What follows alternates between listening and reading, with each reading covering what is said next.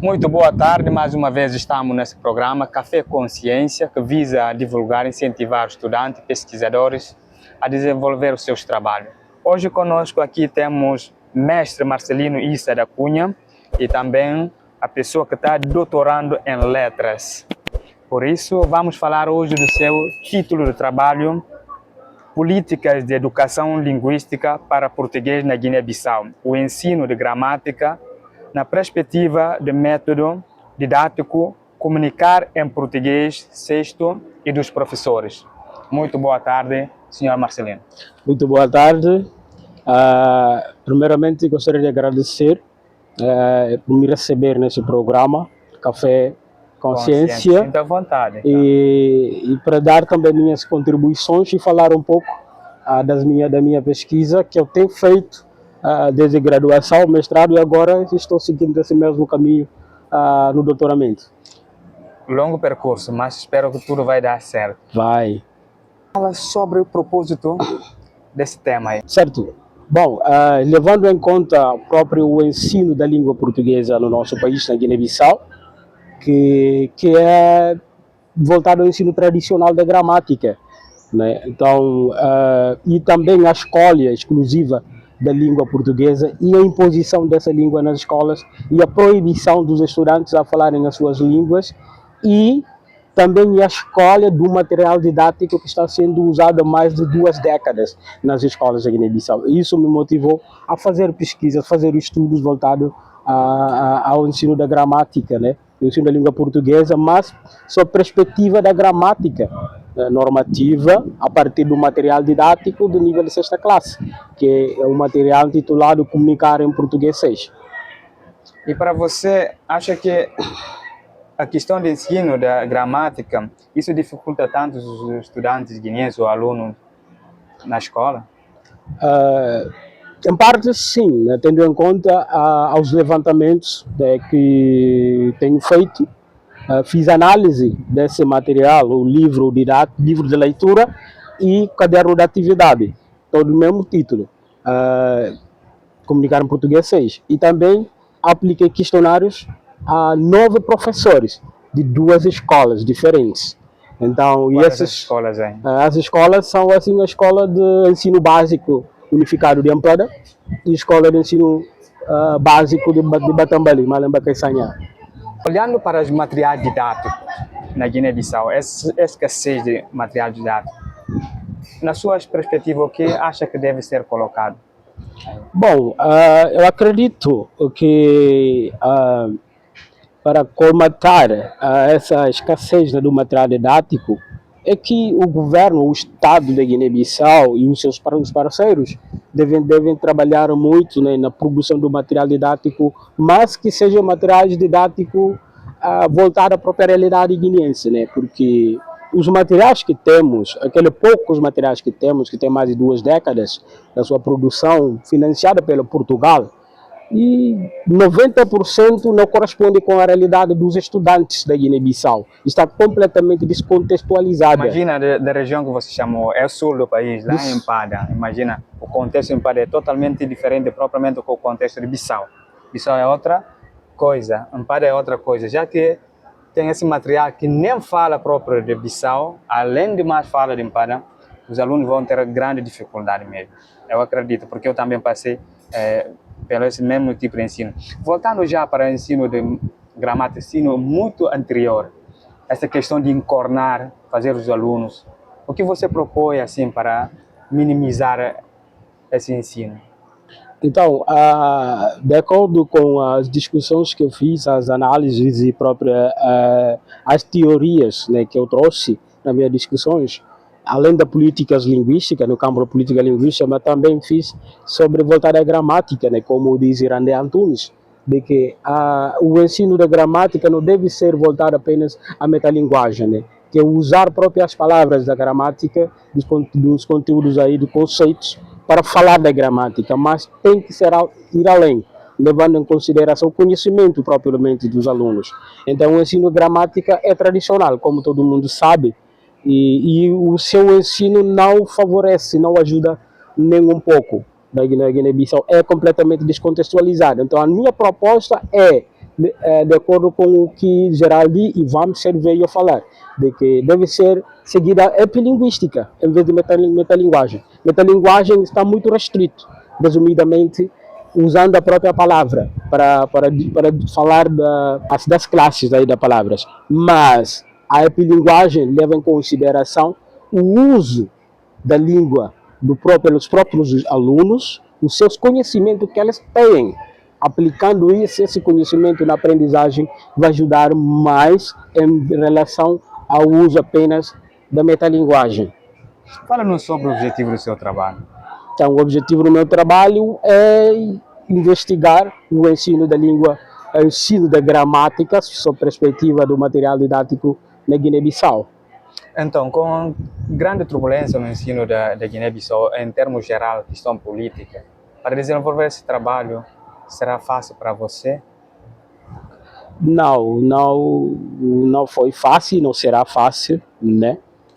Porque sabemos que na Guiné-Bissau, principalmente para nós que estamos no exterior, temos muita dificuldade em conseguir materiais lá. Né? Quando precisamos de material, temos que entrar em contato com o pessoal ali, então fica muito mais complicado conseguir isso. E também próprio, como posso dizer, os materiais disponíveis, muitas vezes a própria escola não disponibiliza isso para o próprio pesquisador.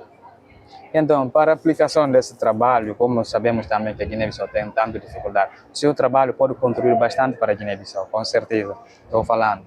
Porque se lá o Ministério da Educação, propriamente o governo, levar assim, em conta os trabalhos que estão sendo produzidos, mesmo esse aqui, pode ajudar bastante. Mas com esse problema político aí, dá para acreditar que eles podem fazer uma diferença assim sobre a política da educação. Sim, o governo, se o governo decidir, pode fazer uma diferença, porque tem já documentos, tem políticas públicas voltadas à educação que fala disso, né? O papel do Estado é melhorar a própria educação, né? Que é o direito de todo cidadão. Então, mas a falta de vontade dos governantes aí torna ainda mais complicado ou difícil fazerem isso, né? Porque eles não têm vontade, mas com a vontade deles conseguem fazer algo, né? Trazendo uma política educacional eficaz, voltada propriamente aos guineenses, né? Que favoreça o ensino e a aprendizagem. E também propriamente fomentar a formação continuada dos professores. Não apenas formar o professor, depois mandar o seu professor para ir trabalhar no interior ou trabalhar nas escolas, sem preparar esses profissionais muito bem para ir trabalharem. As escolas de formação de professores precisam ser bem estruturadas também e criar a condição para que esses professores possam trabalhar. E isso vai ajudar muito no ensino. O governo deve fazer assim para melhorar que os professores possam ter essa condição? Então, para a educação. Sim, para a educação, para que os professores possam trabalhar bem, o professor tem que cumprir com o seu dever, né? O seu dever vem do que? Propriamente melhoria de condições de trabalho dos professores, a infraestrutura deve estar bom, e também propriamente no pagamento do salário dos professores, que sempre estão exigindo isso, porque falta de pagamento do salário e a precariedade propriamente do local onde o professor está trabalhando e falta dessa melhoria do trabalho desses, está levando à fuga própria dos professores. Muitos professores estão saindo do país e muitos professores que trabalham nas escolas públicas preferem mais trabalhar nas escolas privadas, particulares, em vez de trabalharem nas escolas públicas. Então, se o Estado cumprir com o seu dever, pagar os salários, melhorar o trabalho desses professores, capacitar esses professores, pelo menos anualmente, tendo formação de capacitação e atualização do currículo escolar, dos materiais didáticos principalmente, isso vai ajudar muito na melhoria da educação. Falando do material didático, sabemos que na Guiné-Bissau temos falta de bibliotecas nas escolas públicas. Isso pode funcionar numa educação bem assim, para os alunos possam assim, entender ou compreender as matérias, propriamente a gramática também, voltar à própria gramática, tem falta. Muitos alunos não conseguem mesmo ter uma gramática. Isso é um problema muito grande, né? É um fosso muito profundo na Guiné-Bissau, porque os materiais didáticos que temos não são suficientes.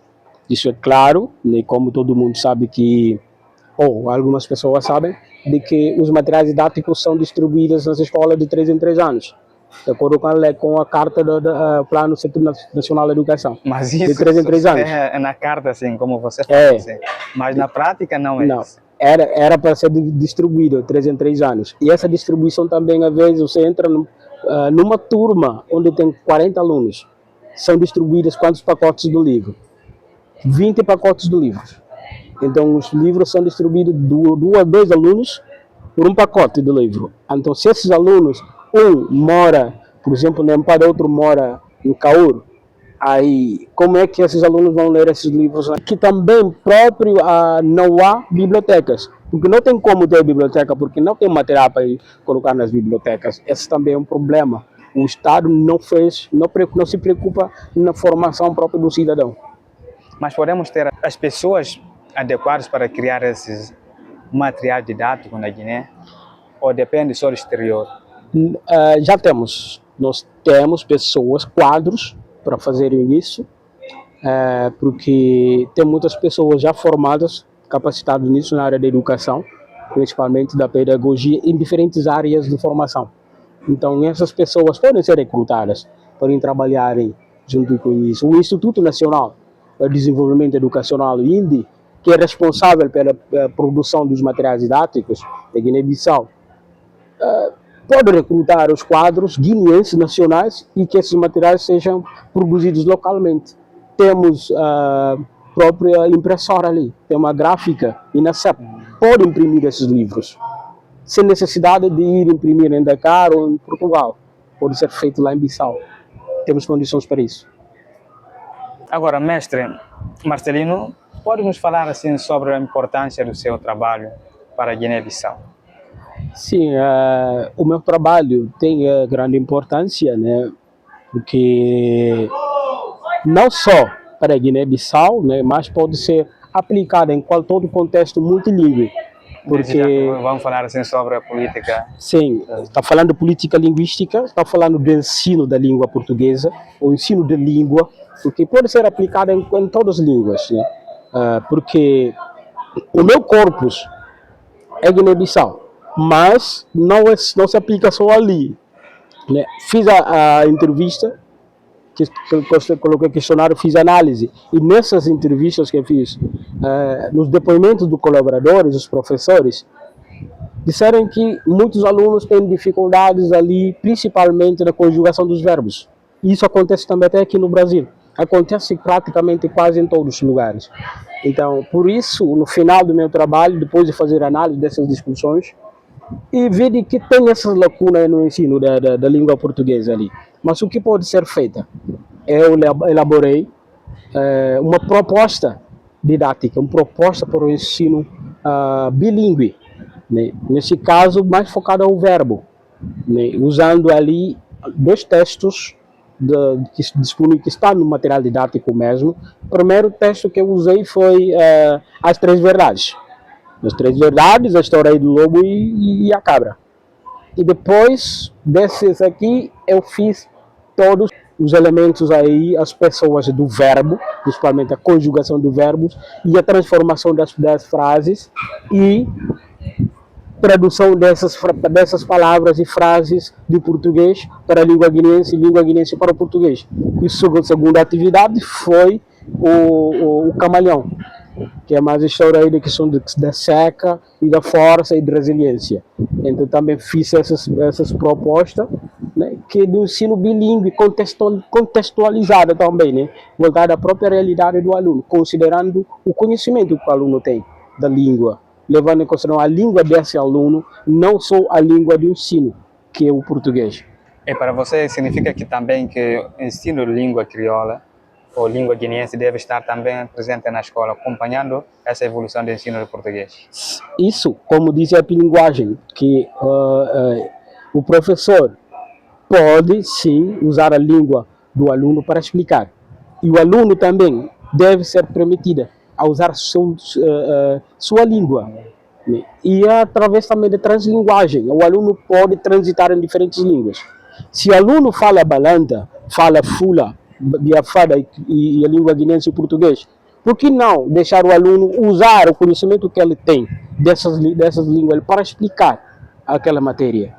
Para explicar a dúvida que ele apresenta, a dúvida que ele tem ao professor. Porque na Guiné-Bissau, os alunos que são proibidos de falar suas línguas, que não conseguem falar português, mesmo tendo dúvida, esse aluno não vai falar. Fica Porque se o aluno tímido na sala, não participa, não fala nada. não participa, fica inibido. Porque se o aluno errar quando for falar, os colegas vão rir dele, sofre bullying, e até o professor ri. O professor também pratica isso, contribui isso no bullying ao aluno que fala mal, fala errado. Um exemplo é na nossa escola onde fizemos o ensino fundamental, o ensino médio, no Liceu de Amparé, os alunos eram proibidos de falar outra língua. Se falar a língua vai sofrer por punição ou pagar uma multa ali. Às vezes até você tem que fazer trabalho de faxineira aí, tem que fazer trabalho de jardineiro, e muitas coisas aí, eu também passei. Isso acontece muito em Guiné-Bissau, então o que pode ser mudada e acabar com isso? Isso eu acredito é por causa daquela lei da obrigatoriedade, que é a lei da política linguística nacional explícita, porque existia antes política implícita, que não é clara, mas depois foi aquela explícita que é a lei número 7, o decreto de 2007, da obrigatoriedade, a lei que obriga o uso da língua portuguesa em todas as instituições públicas, tanto nas escolas, na sala de aula e no recinto escolar, tanto para os alunos quanto para o professor. Ninguém pode usar outra língua, não ser o português. E até nas estações do rádio, tem minutos e horas já nessa lei que o rádio pode usar outra língua. E na Assembleia Nacional Popular? Assembleia Nacional Popular, ali como os deputados é que fizeram essa lei, eles deixaram uma brecha. Os deputados podem falar a língua guinense. Eu nunca sabia disso. É isso. É por isso que toda a sessão eu costumo sempre ouvir, eles falam mais crioulo do que propriamente o português. Se para ver para as crianças que já começaram a ter o contato com a língua portuguesa, imagina, você falou aqui de balanta, fala de outras línguas aqui. Uma criança já que cresce na aldeia só fala a primeira língua, a língua materna, é balanta, mas para ter contato depois com o crioulo, depois no recinto escolar, um recinto bem pequeno para ela, um círculo fechado ali. Porque só lá, ao ir para a escola, ela fala a sua língua materna ou crioulo. E depois, se sair da sala de aulas, ela vai voltar mais falando a mesma língua. Enquanto que o português aí fica já naquele círculo pequeno. Enquanto os deputados aí, eles se falam um pouco. É interessante, eu nunca sabia disso mesmo, se é assim, essa lei. É isso que acontece ali, né? Essa lei de 2007, elaborada pelos deputados e promulgado pelo presidente da República, que é João Bernardo Silveira, o falecido. E essa é a política linguística própria do Estado de Guiné-Bissau. E além disso, existem outros documentos que veio a sair depois. O Plano Setorial da Educação fala de bilíngue, mas os professores não são informados sobre isso. Muitos professores não têm conhecimento disso. Tem o Plano Nacional de Ação, Educação para Todos, fala de ensino bilíngue, mas os professores não são capacitados para isso. Na formação deles mesmo, professores, são proibidos de falar outra língua, só o português dentro da sala de aula e no recinto das escolas de formação. Por que esses professores vão falar outra língua nas escolas? Não vão fazer isso.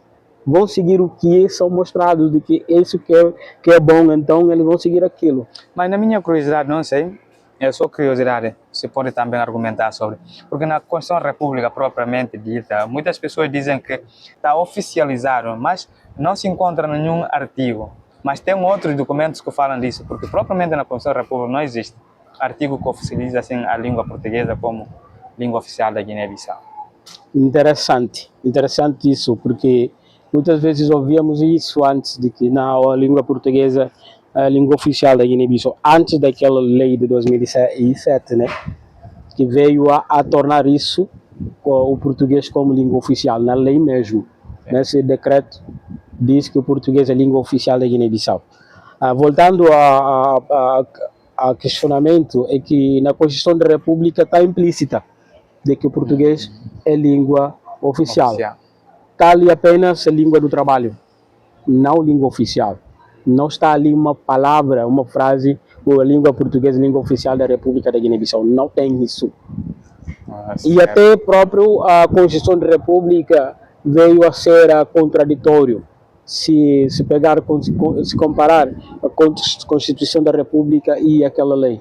Porque na Constituição da República fala aí da valorização da identidade nacional e da cultura da Guiné-Bissau, dos povos da Guiné-Bissau. E depois veio uma lei que fala aí da proibição do uso da língua dessas pessoas. Então está uma contradição, né? Outra diz isso, outra diz outra coisa, né? Porque se você vai valorizar a identidade e a cultura de uma pessoa, tem que valorizar a língua dele. Porque não pode desassociar a língua da identidade e da cultura dessa pessoa. Isso é verdade, sim. Mas é complicado essas aberrações aí cometidas nos documentos, mas é compreensível para aqueles que estudam, para aqueles que entendem, como o nosso mestre aqui, que está fazendo já doutorando, um quadro para a Guiné-Bissau, ainda bem para a política da educação. É isso que nós queremos, tipos de pessoas bons para a Guiné-Bissau, não essa fuga de quadros. O Estado de Guiné-Bissau tem que ver para essas pessoas que estão estudando, estão produzindo documentos para o bem da Guiné-Bissau. Então tem que ter uma política assim, ligada a essas pessoas, porque um país para avançar é com a educação. Então se temos essas pessoas, temos que fazer isso. Então voltando à nossa questão, como que podemos mudar esse rumo de acordo com o seu trabalho, essa política de ensino na área de língua portuguesa? Mudar isso é necessário, né? Pelo menos ter uma política linguística ali que valorize a língua dos estudantes, dos alunos, as línguas mais faladas, principalmente a língua guineense, né? E pegando também no modelo de como algumas ONGs que trabalham na Guiné-Bissau, que usam o ensino bilíngue, no caso da Fundação de Apoio a Povos aí do arquipélago dos Bijagós, os FASPEBI, do Luiz Cantamburo, que atua mais nas ilhas aí do Bobaque, e também como projeto aí da ONG Efetiva Intervencionária de Educação, que valoriza a língua dos alunos, que usa na sala de aula a interação da língua do estudante e propriamente a língua portuguesa. Esses alunos saem melhor, muitas vezes, que os estudantes que estão estudando numa universidade, numa escola de formação, em termos de falar a língua portuguesa. E isso prova de que é necessário ter um ensino bilíngue na Guiné-Bissau. Então, a minha recomendação é isso, que o Estado adote, faça com que isso entre em vigor. Tem documentos estratégicos para isso, que falam do ensino bilíngue na Guiné-Bissau, o português e a língua guineense. Como dizia antes o Paulo Freire, na viagem que foi fazer em Guiné-Bissau na década de 70, de que usar a língua própria guineense como ponte para que possa chegar à língua portuguesa. Valorizar essa língua, fazer um ensino bilíngue na Guiné-Bissau, valorizar o conhecimento dos próprios guineenses, né? Não proibir as pessoas de falarem as suas línguas na escola. E isso vai ajudar muito com que os alunos sintam vontade, tenham autonomia, né? Para que possam aprender de melhor forma. Como dizem de que nós guineenses que falamos a nossa língua guineense, pensamos primeiro na língua guineense, depois traduzimos isso para o português. E quem fala mais balanta ou fula, pensa primeiro nessa língua, e depois traduz essa língua para o guineense, e depois do guineense para o português. Então tem uma degrau de escada ali. Então, valorizando isso, vai ajudar bastante no processo da aprendizagem. Da educação da língua, muitas vezes vimos na Guiné-Bissau, cada região tem um sotaque, principalmente para cada etnia. Muitas vezes eu já passei isso, não sei se você. Quando um aluno da etnia Fula, ou Mandinga, Balanta, Pepe, tem um sotaque, isso muitas das vezes desmotiva os alunos a falar na turma, porque eles consideram o sotaque dos outros não é, eles não devem falar. Por exemplo, até aqueles que estão vivendo na Lisboa consideram que eles mais sabem falar português do que estão no Brasil. Às vezes aqueles que estão no Brasil considera que é melhor aqueles que falam lá em Guiné e tanto aqueles que estão em Portugal? Bom, esse um questionamento, é assunto questões um pouco complexo, né? Mas vamos lá. Bom, isso se configura assim no próprio preconceito, né? No próprio preconceito linguístico, né? E na Guiné-Bissau isso é muito frequente, né? As pessoas têm sotaque, por quê? Porque essas pessoas têm outra língua, que é delas. Né? Depois, que é a primeira língua, a língua materna. E depois essas pessoas aprendem outra língua. E com certeza, a primeira língua dessa pessoa interfere na outra língua que ele vai falar. Então, isso que carrega propriamente aquele sotaque, porque a forma como um fula fala a sua língua, a fonética e as palavras que ele usa é diferente com a língua guineense, e quanto mais a língua portuguesa. Então, essa pessoa vai apresentar com certeza o sotaque, porque vai tentar fazer tradução direta da sua língua para outra. Para outra. E essas pessoas, a maioria deles, são as pessoas que estão mais das zonas rurais. Então, para nós, dito praça, dizemos sempre que não, o fulano não sabe falar porque ele é de Tabanca. Ele não sabe falar a língua guinense porque ele é de Tabanca. Mas isso é errado. Isso é errado. Ninguém fala errado. Estão a escutar. A língua tem essa particularidade. Tem essas variações. Se ponhamos que aqui no Brasil temos mais de 20 estados e temos diferentes regiões. Então, nessas zonas ali no Brasil, em cada zona, região, tem um sotaque, tem forma como as pessoas falam. Inclusive aqui no Nordeste, do cearense, paraibano e do pernambucanos e alagoenses e baianos, tem formas diferentes de falar. Não são iguais. Mas não são iguais. É a mesma língua que eles falam. É a mesma língua que eles falam. Não significa que o outro fala melhor do que o outro. Mas na Guiné-Bissau sempre é assim. As pessoas que são do interior, principalmente, que pertencem a outra língua, que falam mais outra língua, sofrem de bullying. E além disso, questão de valorizar a língua de Portugal é questão colonial. Eu digo isso que é tipo uma lavagem cerebral. Que as pessoas são os assimilados, né? Então, são consideram, não, o português de Portugal é melhor do que o português do Brasil, do que o português daqui, então vamos tentar falar daquela forma como os portugueses falam. A pessoa acaba caindo naquilo mesmo que ele tenta. Sabe o que mais me imagina a pessoa estuda na Guiné-Bissau até com 30 anos, 20 anos, ela sai já de Guiné com o sotaque da Guiné-Bissau, falando língua portuguesa da Guiné-Bissau. Chega no Brasil, chega no Portugal, 1 mês, 2 meses já, ele começa. Lá para 1 ano já, ele bota tudo da Guiné, o valor da língua. Isso que é um errado, né? A pessoa tenta inibir a sua identidade, né?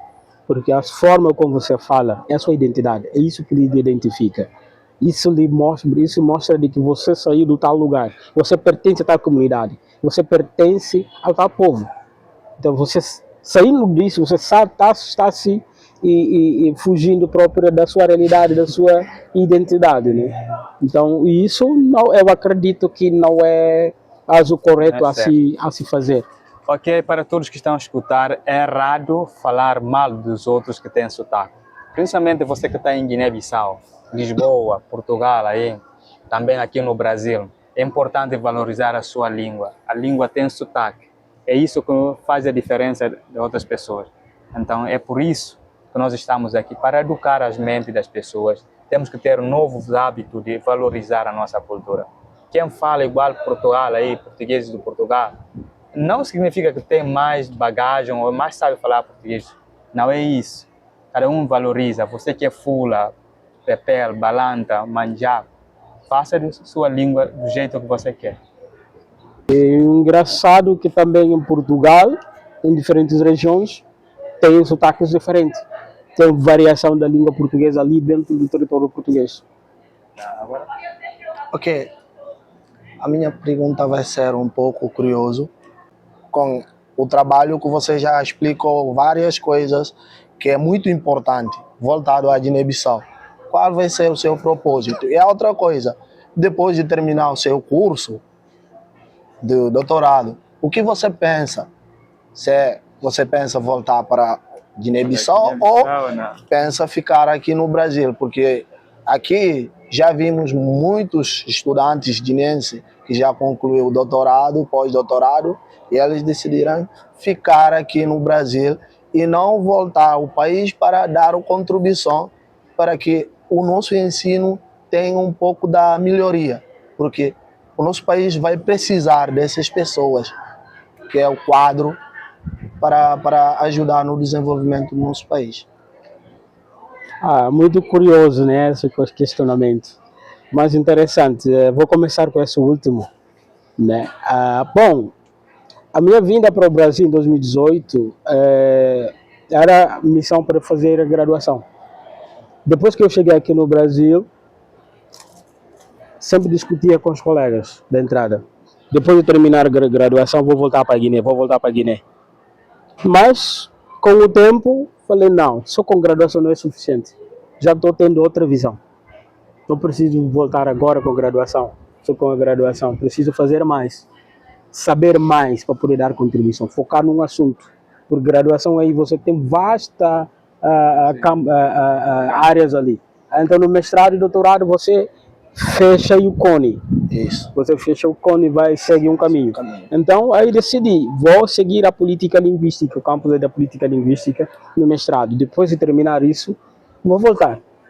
Depois de terminar 2 anos, 1 ano e meio antes de terminar o mestrado, falei, não, agora vou para o doutorado. Com o doutorado aí eu vou poder dar a minha melhor contribuição. Isso porque é necessário que tenhamos quadros na Guiné-Bissau. Claro, tem fugas de quadro, fugas de cérebro, como dizem. Né? Tem pessoas formadas que estão aqui, estão no Portugal, estão em outra parte do mundo, que não voltaram. Isso também é porque o próprio Estado da Guiné-Bissau não valoriza a formação das pessoas. Não há condições mínimas para trabalhar. Imagine, você trabalha no Brasil e recebe uns 10 mil reais. Volta para a Guiné e recebe menos de 2 mil reais. Você vai escolher ficar no Brasil em vez de voltar para a Guiné. Isso depende da pessoa. Né? Mas eu, pessoalmente, depois de terminar do doutorado, a minha intenção é voltar para a Guiné-Bissau e trabalhar, e dar a minha contribuição na educação, no ensino aí no país. É isso que eu pretendo fazer. Isso. Dando a primeira pergunta, o propósito aí do meu trabalho, eu digo assim, mais ou menos a contribuição que esse trabalho vai ter para a Guiné-Bissau. No mestrado eu fiz pesquisa, políticas linguísticas educacionais, para o ensino do português no contexto multilingüe na Guiné-Bissau. Claro, fiz análise, fiz entrevista, era para fazer análise do livro didático de 5ª classe e 6ª classe, mas não deu tempo para fazer, eu fiz apenas a entrevista. E depois, no mestrado, fiz política da educação linguística,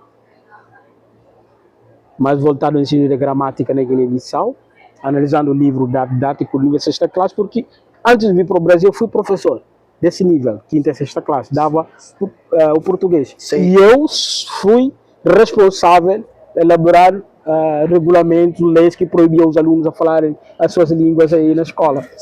Isso antes de eu entender, de saber de que isso era errado, isso é violação do direito do aluno. É violação do direito linguístico do aluno. Então, isso é errado. Mas no meu trabalho, eu fiz a proposta didática.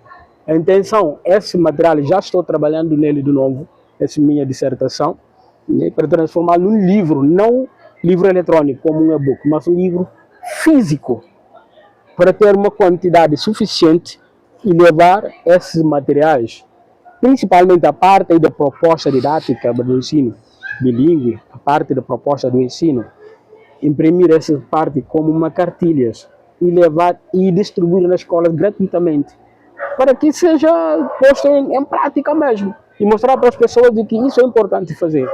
E no meu doutorado, a minha pesquisa é também política linguística, mas o ensino da língua portuguesa em contexto decolonial, levando a perspectiva decolonial na Guiné-Bissau, e também o uso de translinguagem, que vai ser voltado aí mesmo à transição da língua do aluno, pode ser a língua materna, outra língua étnica, mas a língua guinense e a língua portuguesa, para que o aluno possa aprender de melhor forma. E no final do meu tese também vou ter proposta didática proposta do ensino ali voltada à translinguagem, que é o que para que os professores possam aplicar isso aí. Vou ter uma metodologia que o professor possa usar para dar aula de melhor forma nas escolas. E depois de voltar para a Guiné, a minha intenção é arrumar condições, meios e dar pelo menos palestras ou formação de capacitação para professores nas diferentes escolas do país, se for o caso, tiver meios, condições, até na escola de formação própria de professores. Essa é a minha ambição. Mestre Marcelino Issa da Cunha, agora queremos ouvir a sua consideração final sobre o seu trabalho para o Guiné-Bissau e também para o mundo fora.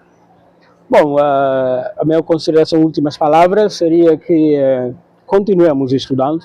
Para quem está estudando agora, tem essa oportunidade de fazer graduação, que siga para o mestrado, se for possível, faça doutorado. E depois disso, que volte para dar a sua contribuição no país, porque é muito importante na Guiné-Bissau. E façamos também um estudo que seja voltado à nossa realidade, né? Porque isso nos convém, né? Porque precisamos escrever, precisamos falar muito, fazer muito barulho para que o Estado, o governo, possa voltar a sua atenção para o setor do ensino. Porque se não fazermos isso, a educação vai continuar dessa mesma forma ali na Guiné-Bissau. Então, não só ficar aí, não, eu estudei, vou ficar aqui parado, mas fazer um pouquinho de barulho e gagarejar, como faz a galinha. A galinha, quando põe ovo, ele cacareja. Depois faz ovo, cacareja, para mostrar de que ele já fez. Então, nós também, como os estudantes, como cientistas, pesquisadores, precisamos fazer isso. Escrevendo um artigo, publicando a nossa dissertação, nossa tese ou nosso TCC, façamos o barulho, mesmo que seja nas redes sociais, mostrar para as pessoas de que nós estamos fazendo isso, nós precisamos mudar isso na Guiné-Bissau. E isso é muito relevante. Ok, muito obrigado, Marcelino Issa da Cunha, mestre e doutorando em letras. Chegamos ao fim dessa conversa, o Jumbai acadêmico. Aqui na assistência técnica temos Abel Sambu. Até o próximo, vamos nos encontrar. Tchau, tchau. Aí.